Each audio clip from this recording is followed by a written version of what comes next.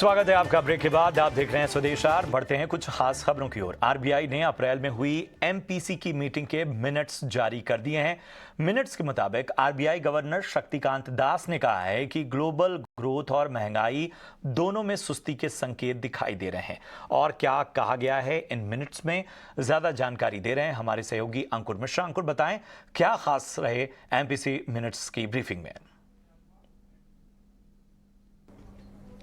जी हाँ, reserve bank of India के monetary policy committee के मिनट्स जारी हो चुके हैं और यहाँ पर जो महत्वपूर्ण बातों की बात करें तो यहाँ पर जो आरबीआई गवर्नर शक्तिकांत दास ने साफ किया है कि जो इन्फ्लेशन के अगेंस्ट वॉर है वो चलता रहेगा और ये जो पॉज है इसको सिर्फ एक टैक्टिकल पॉज की तरह देखना चाहिए, ऐसी ये पाइवट नहीं है। मतलब ये है कि इस बार अगर आरबीआई ने रेट नहीं बढ़ाए हैं, ऐसी उम्मीद नहीं लगाने चाहिए कि आगे की जो पॉलिसीज हैं वहां पर रेट नहीं बढ़ाए जाएंगे।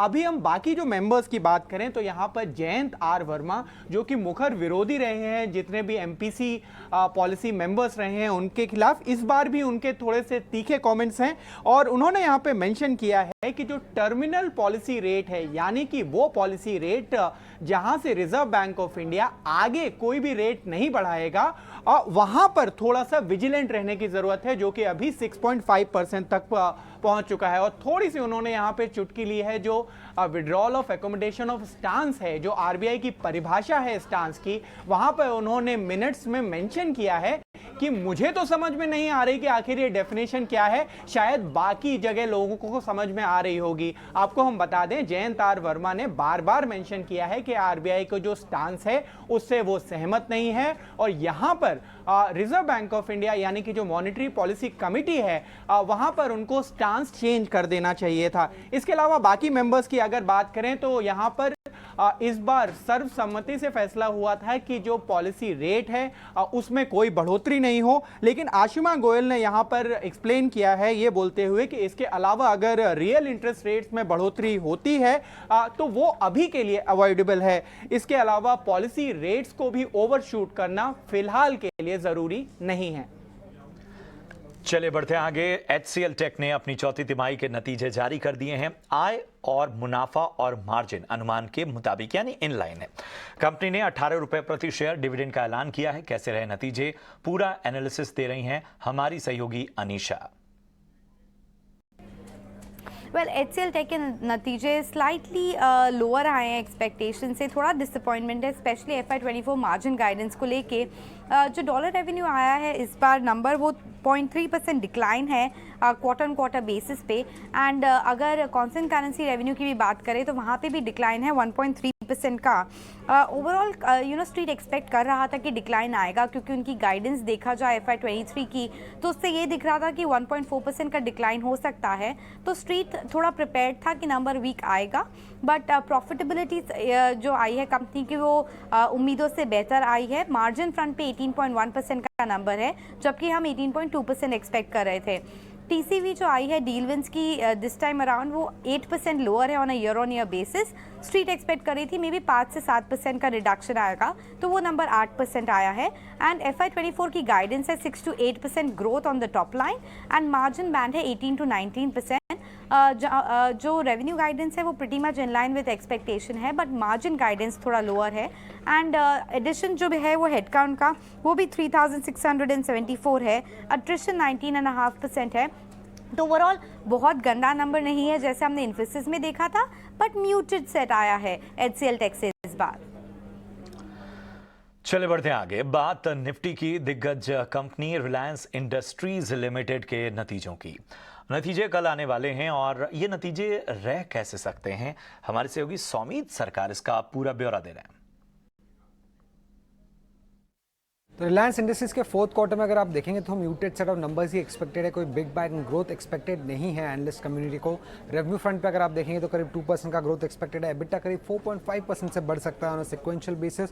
मार्जिन जो है 16.6% के आसपास आ सकता है और जो नेट प्रॉफिट का नंबर होगा वो करीब 6% हायर हो सकता है पिछले क्वार्टर से।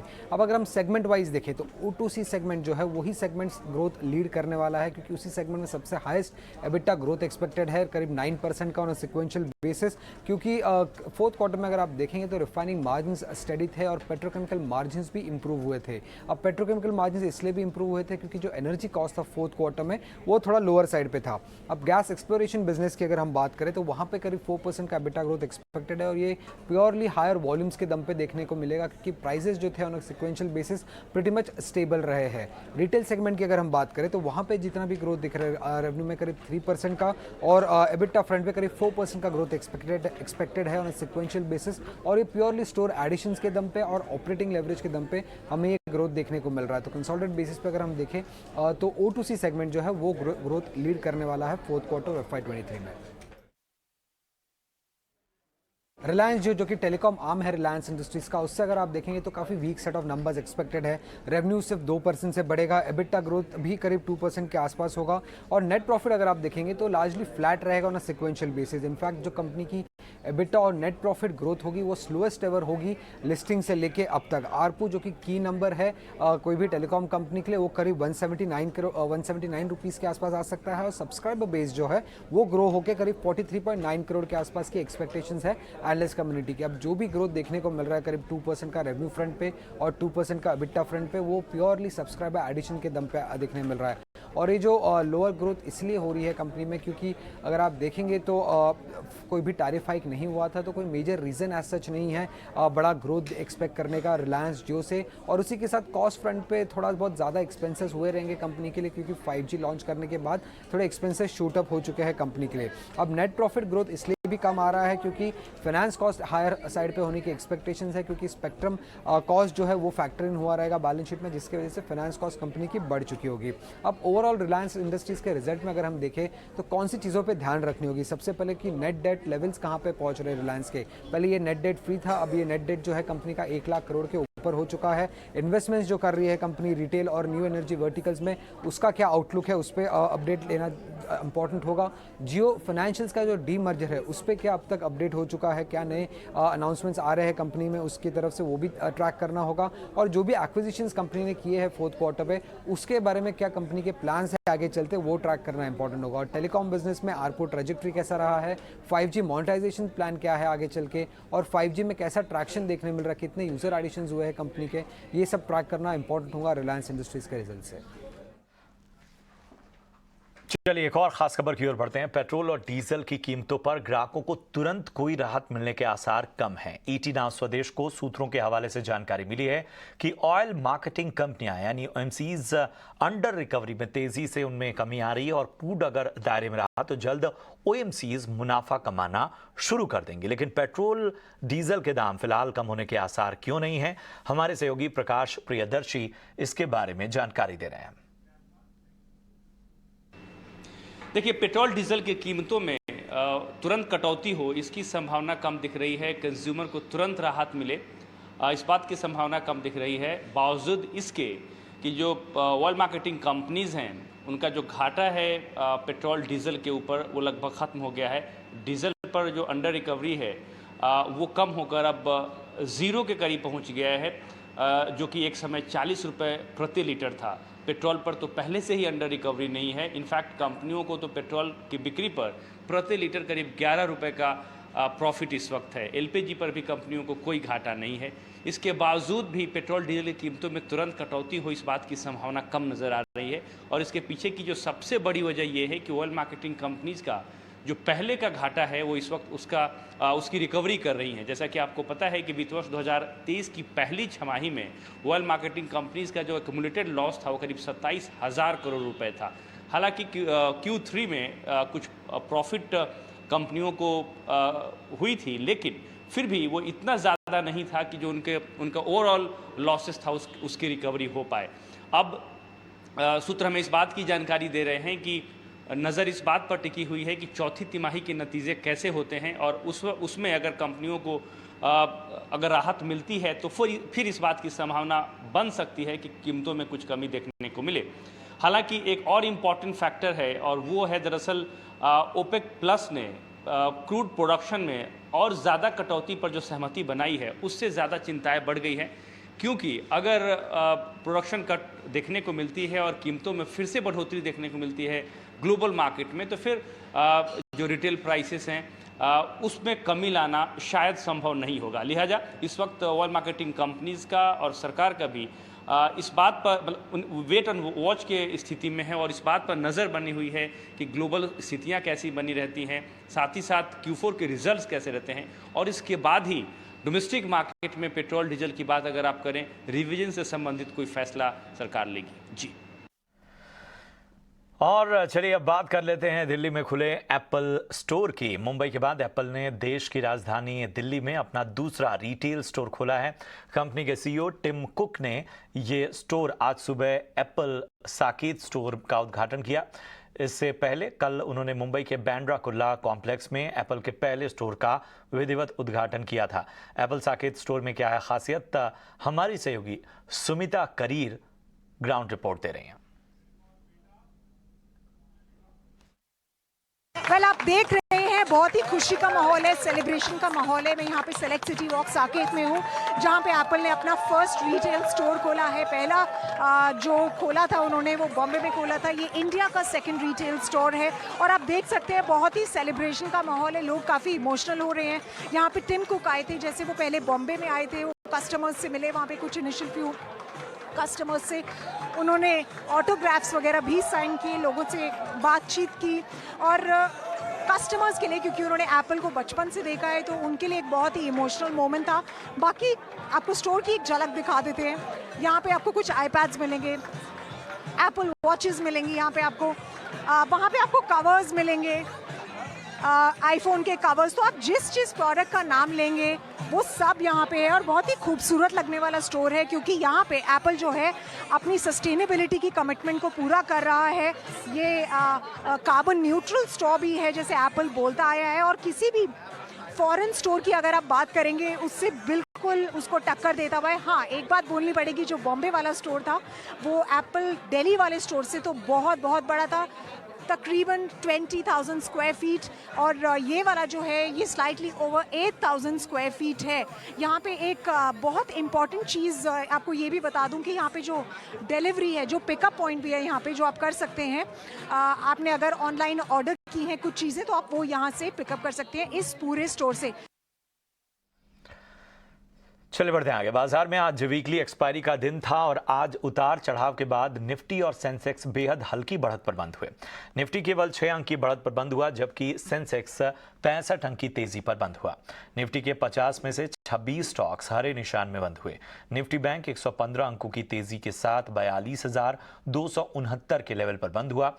निफ्टी मिड कैप फ्लैट और निफ्टी स्मॉल कैप 0.2% चढ़कर बंद हुए। बाजार की दिन भर की हलचल बता रहे हैं हमारे सहयोगी डिम्पी कालरा। ठीक बड़ी एक्सपायरी से पहले, रिलायंस के नंबर से पहले और आज वीकली एक्सपायरी के दिन बाजार एक टाइट रेंज के अंदर रह गया। हालांकि इस रेंज के अंदर काफ़ी चॉपी मार्केट था। ऐसा नहीं था कि ऑप्शंस के अंदर ट्रेड नहीं हो रहे थे, ऑप्शंस के अंदर ट्रेड हुए, लेकिन कॉल और पुट्स दोनों को आज नुकसान हुआ होगा, क्योंकि आज मार्केट के अंदर काफ़ी चॉपीनेस थी और प्रीमियम्स ईटिंग का जो टिपिकली मार्केट रहता है वैसा ही बाजार देखने को मिला। हालांकि इस चॉपी मार्केट के अंदर दो अहम चीज़ें आज भी बच गई। पहला था निफ्टी का एक अहम सपोर्ट जो कि 17,600 का है, और बैंक निफ्टी के लिए अहम सपोर्ट है जो कि 42,000 का लेवल है। तो ये दो इंपॉर्टेंट लेवल हैं जो मार्केट ने एज ए सपोर्ट बचाए हैं। और आज 4th डे था जब बाजार लाल निशान में, या फिर ये कहें कि बिल्कुल सपाट आपको बंद होते हुए दिख रहे हैं। लेकिन आज कौन कौन से शेयर्स चले, मैं पूरा ब्यौरा आपके सामने रखता हूं। एनटीपीसी, अदानी पोर्ट्स, दो ऐसे शेयर्स थे जिन्होंने आज कमान संभाल रखी थी, एक 1.5% की तेज थे। इसके अलावा ट्विंस थे और जो ऑटो कंपनी से निकल के आए, एक था बजाज ऑटो और दूसरा था टाटा मोटर्स। यहाँ पर भी हमको स्ट्रेंथ बनती हुई दिखी है। एशियन पेंट्स को भी थोड़ा बहुत बेनिफिट हुआ। एक तो कंज्यूमर गुड की कंपनी है, थोड़ा क्रूड नीचे आया, इसकी कॉस्टिंग का बेनिफिट मिलता है, और डिस्क्रिशनरी आइटम होने की वजह से जिसके अंदर अभी सबकी खरीदारी का मार्केट में मन बना हुआ है, इसलिए भी एशियन पेंट्स को काफ़ी फायदा मिला। लेकिन 3-4 दिन की ज़बरदस्त तेज़ी के बाद आज डिविस आखिरकार टूट गया फिर से 4% नीचे। इसके अलावा आज Hindustan Unilever, doctor Reddy's, JSW steel जैसे कुछ एक और शेयर्स थे जो आज कमज़ोरी के साथ बंद हुए हैं। साथ ही साथ अगर आप देखेंगे साल का हाई किस शेयर ने लगाया, तो उसमें बजाज ऑटो और ITC ने आज नया 52 वीक हाई टेस्ट किया है। अब आते हैं छोटे मझोले शेयर्स की तरफ से, वहाँ पर क्या हो रहा है।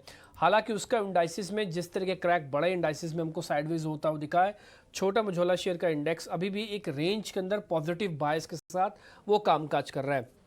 आज शेयर चला मैस्टेक का, ये पोस्ट नंबर्स आज काफ़ी ज़बरदस्त तेज़ी थी। इसके अलावा लक्स इंडस्ट्रीज़ के अंदर भी शानदार तेज़ी आई है। ये एक सीजनल प्ले है जो इनके लिए क्वार्टर काफ़ी बेहतर रहता है। लक्स इंडस्ट्रीज़ करीब 11% ऊपर था। इसके अलावा अगर आप देखेंगे तो डाटा पैटर्न्स और अपार इंडस्ट्री जैसे शेयर्स भी आज 5% से ज़्यादा चलते हुए दिखे। आज जिन शेयर्स ने हाई टेस्ट किया, साल का हाई, उसमें कार्बोरंडम यूनिवर्सल था, एनसीसी जो कि इंफ्रा कंपनी है, इसके अलावा डाटा पैटर्न्स है, बजाज ऑटोज है। ये कुछ एक कंपनी जिन्होंने अपने साल का आज नया हाई टेस्ट किया।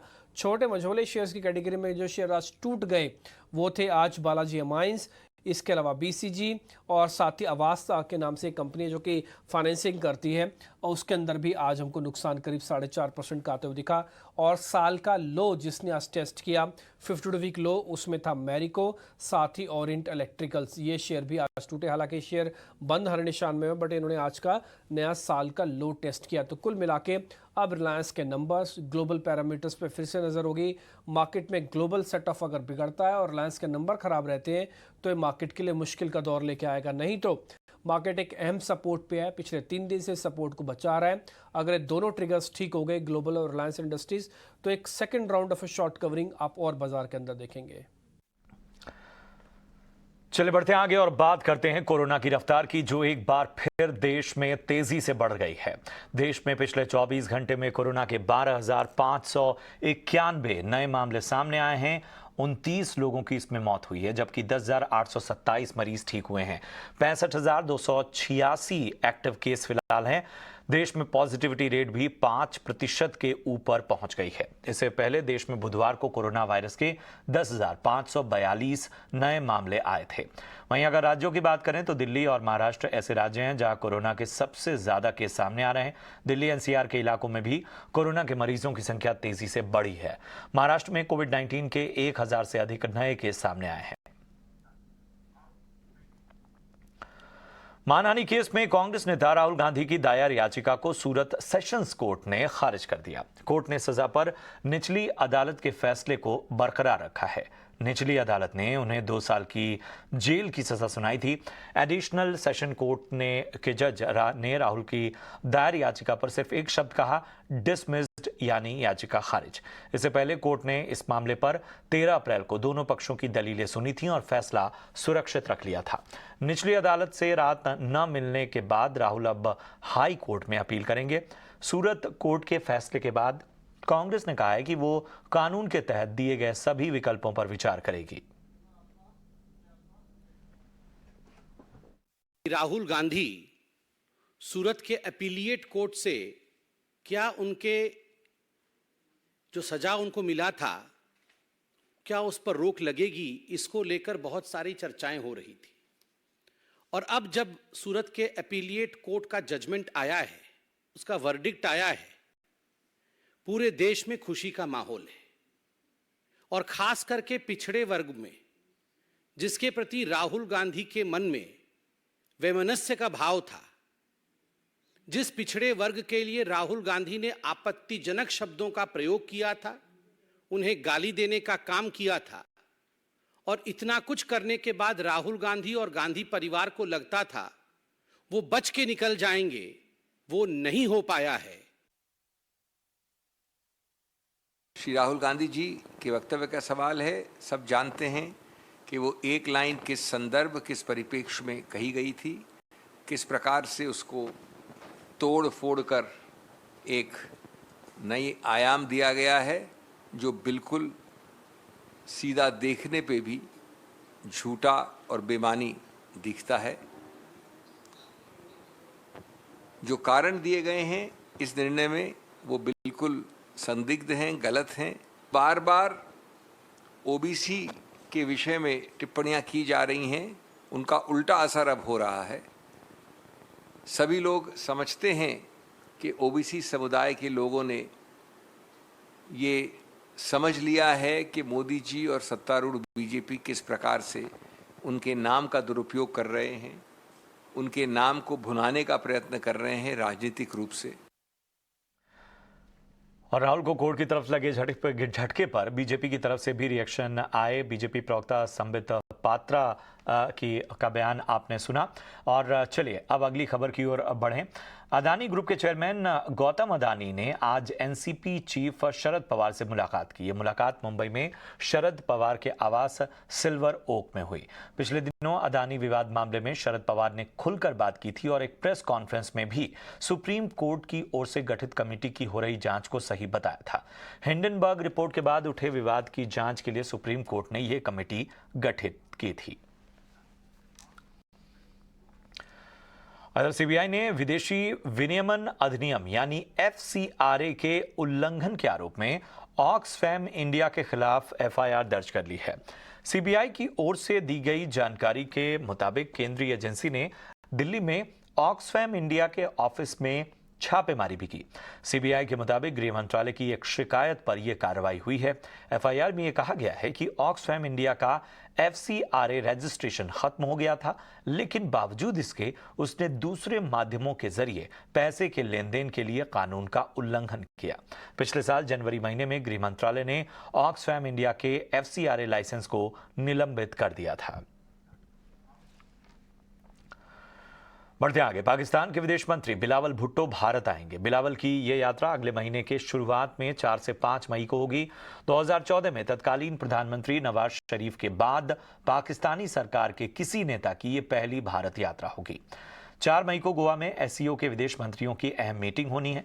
इससे पहले ऑर्गेनाइजेशन जो है उसमें चीन, रूस, कजाकिस्तान, उज्बेकिस्तान, किर्गिस्तान और तजाकिस्तान शामिल थे।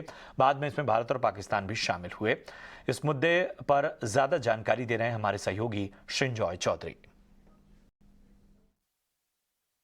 इनविटेशन तो बहुत पहले जा चुका था, लेकिन अभी तक प्रश्न था बिलावल भुट्टो जरदारी आ रहे हैं या नहीं आ रहे हैं। पाकिस्तान देखिए SCO का मेंबर है।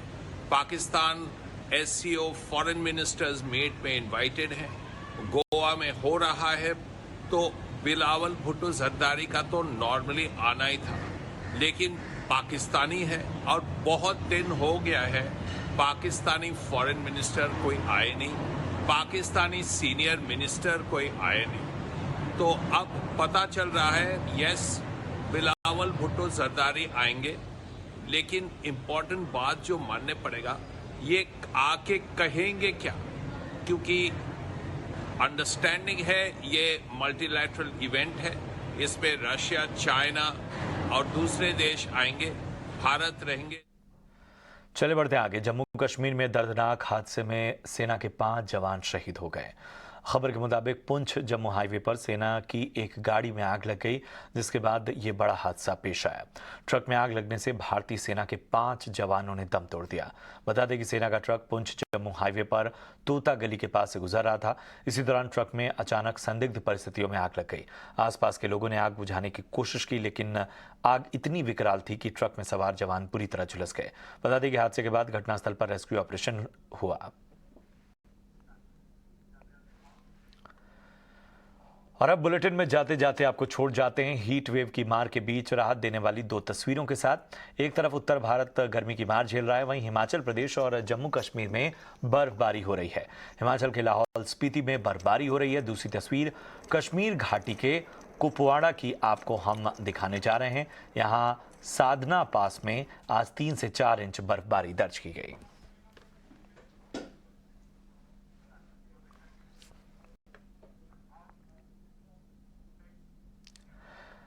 और चलिए इसी के साथ आज स्वदेश आर में इतना ही। दीजिए इजाजत। आप देखते रहिए ET नाउ स्वदेश। नमस्कार।